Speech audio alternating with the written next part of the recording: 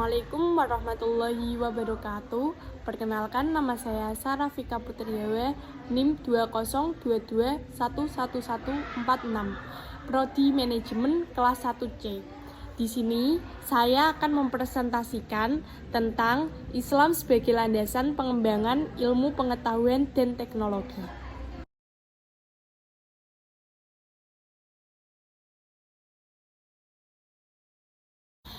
Pengembangan ilmu pengetahuan dan teknologi atau disebut IPTEK di satu sisi memang berdampak positif, yakni dapat memperbaiki kualitas hidup manusia, berbagai sarana modern, industri, komunikasi, dan transportasi.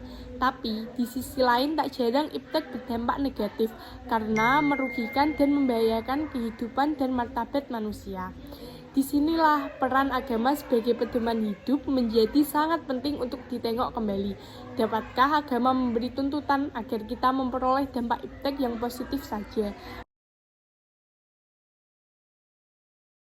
Di sini saya akan membahas tentang paradigma hubungan agama dan IPTEK, akidah Islam sebagai dasar IPTEK, dan syariah Islam standar pemanfaatan IPTEK.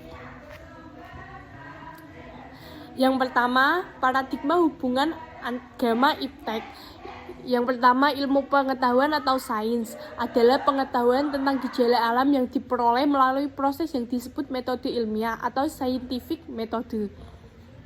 Yang kedua, teknologi. Teknologi adalah pengetahuan dan keterampilan yang merupakan penerapan ilmu pengetahuan dalam kehidupan manusia sehari-hari. Yang ketiga, pengembangan IPTEK. Pengembangan IPTEK adalah hasil dari segala langkah dan pemikiran untuk memperluas, memperdalam, dan mengembangkan IPTEK.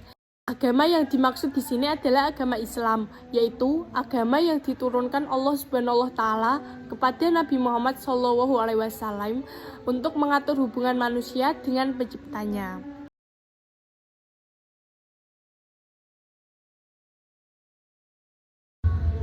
Di sini ada 3 jenis paradigma. Yang pertama, paradigma sekunder.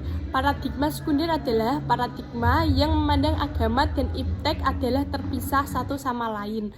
Yang kedua, paradigma sosialis. Paradigma sosialis adalah paradigma dari ideologi sosialisme yang menafikan eksistensi agama sama sekali. Yang ketiga, paradigma Islam. Paradigma Islam adalah paradigma yang memandang bahwa agama adalah dasar dan pengatur kehidupan manusia.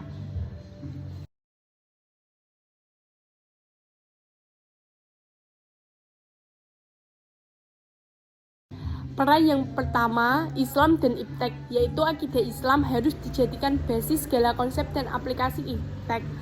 Tapi yang dimaksud menjadikan akidah Islam sebagai landasan IPTEK bukanlah bahwa konsep IPTEK wajib bersumber kepada Al-Quran dan Hadis, tapi yang dimaksud bahwa IPTEK wajib berstandar pada Al-Quran dan Hadis. Ringkasnya begini, Al-Quran dan Hadis adalah standar miqyas IPTEK dan bukanlah sumber masdar IPTEK.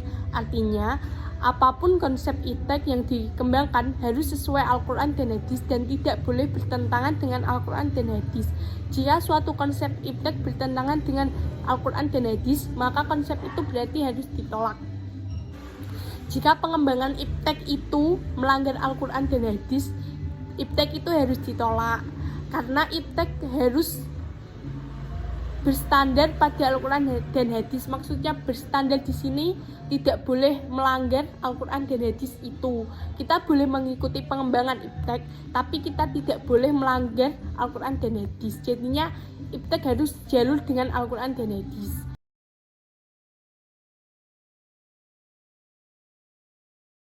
Yang ketiga, syariah Islam standar pemanfaatan IPTEK. Peran kedua Islam dalam pengembangan IPTEK adalah bahwa syariah Islam harus dijadikan standar pemanfaatan IPTEK.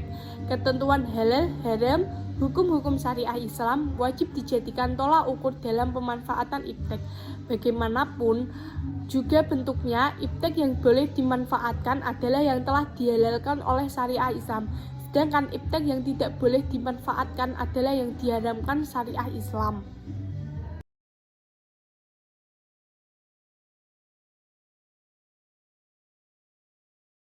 Kesimpulan dari PPT ini adalah peran Islam yang utama adalah pengembangan IPTEK.